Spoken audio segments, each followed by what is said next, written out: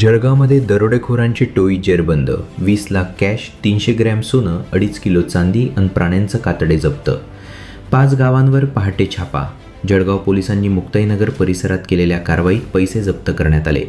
या नोटांची मोजणी करण्यासाठी मशीन आणाव्या लागल्या. कधी नागमणी तर गुप्तधन काढून देण्याचं आमिष दाखवून अनेकांची लाखो रुपयांची लूट करणाऱ्या टोळीला जेरबंद करण्यात जळगाव पोलिसांना यश मिळाले. मुक्ताईनगर तालुक्यातील 5 गावात राबवण्यात आलेल्या ऑपरेशन ड्रॉप केसमध्ये लाखो रुपयांची रोकड, नकली नोटा, वन्यजीवांचे अवशेषसह गावठी कट्टे जप्त करण्यात आल्याने पोलिसांच्या या कामगिरीचे सर्वत्र कौतुक होताना दिसत आहे.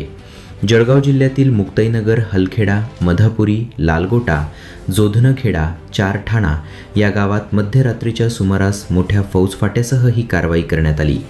या संदर्भात पोलिसांनी तब्बल 56 जणांना ताब्यात घेत त्यांची चौकशी करून त्यातील काही लोकांच्या विरोधात गुन्हा दाखल करून त्यांना अटक केली आहे.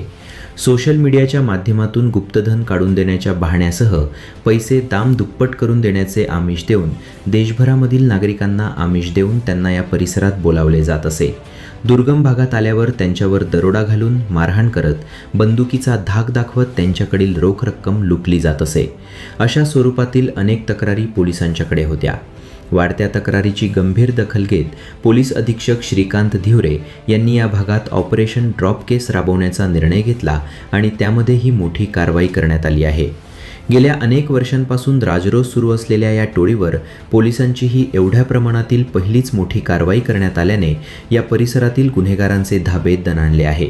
या कारवाईतील अनेक जंगली प्राण्यांची कातडी आणि इतर अवशेष जमा करण्यात आले. या कारवाईवेळी सापडलेल्या एक गोष्टी पाहून पोलीस अधिकाऱ्यांचे डोळेशही आश्चर्याने विस्फारले.